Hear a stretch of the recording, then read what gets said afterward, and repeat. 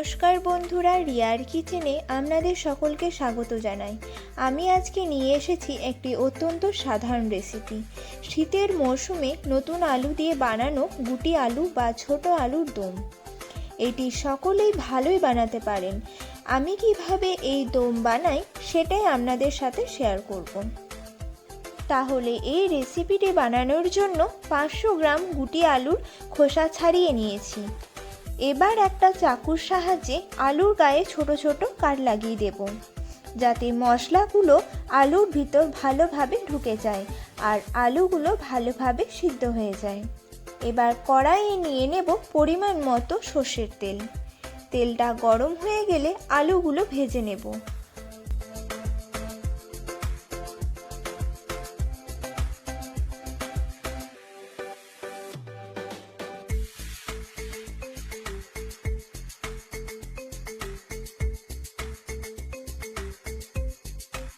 ভাজার সময় কিছুটা হলুদ ও লবণ দিয়ে দেব।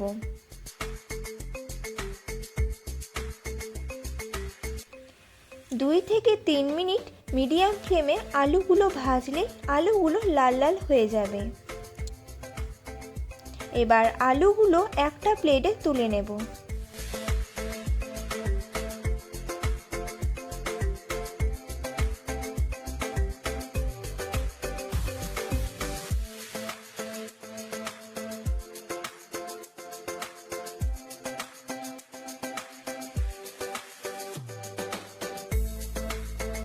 এবার ওই তেলের মধ্যে দিয়ে দেব 2টি ছোট এলাচ ও 2টি দারচিনির টুকরো।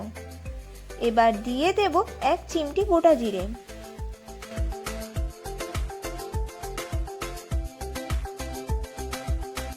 এরপর একটি কুচিয়ে রাখা পেঁয়াজ দিয়ে দেব।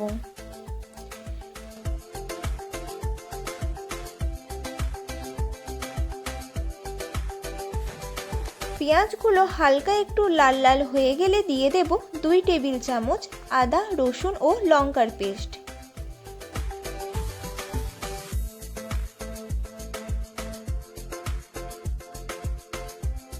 এগুলোকে একবার মিশিয়ে নিয়ে দিয়ে দেব একটি টমেটোর পেস্ট।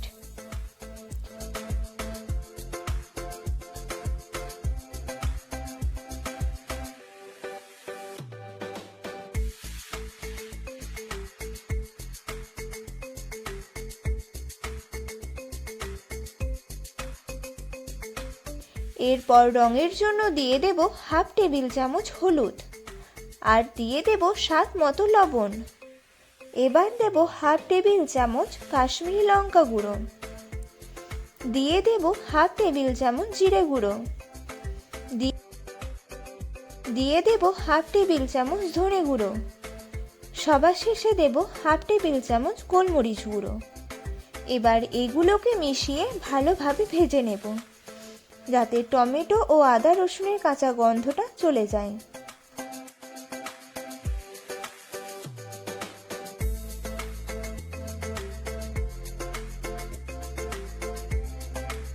এরপর যখন তেলটা মশলা থেকে ছেড়ে দেবে, ঠিক তখন দিয়ে দেব 50 গ্রাম কাঁচা মটর। মটর কলাইগুলো একবার মিশিয়ে নিয়ে ভেজে রাখা আলুগুলো দিয়ে দেব এবং মশলার সাথে ভালোভাবে মিশিয়ে কষিয়ে নেব।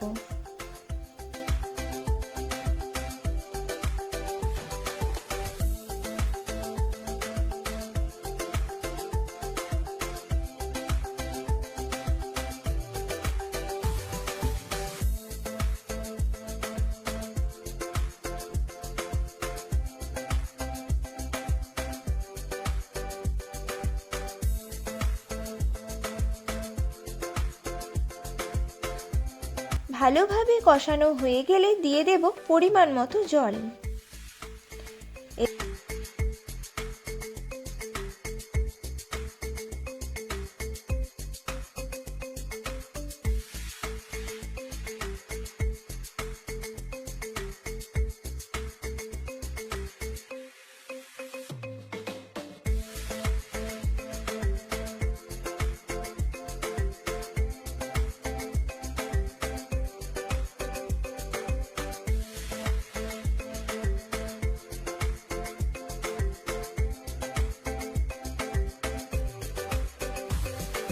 এবার ঢাকা দিয়ে 10 মিনিটের মতো মিডিয়াম ফ্লেমে ফুটিয়ে নেব।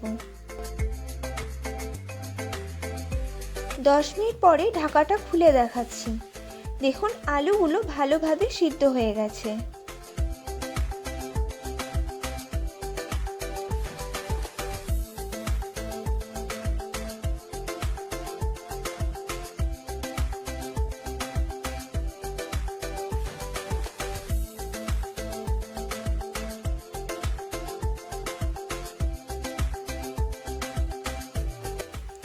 এবার রেসিপিটি ফিনিশ করব গরম মশলা ও ধনেপাতা কুচি ছড়িয়ে দিয়ে।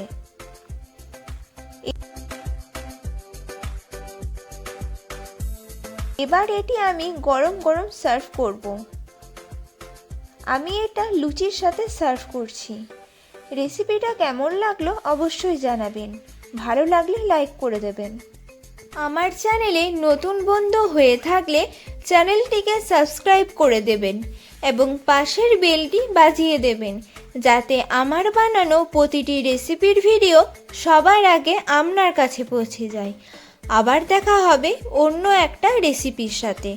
ভালো থাকবেন, সুস্থ থাকবেন।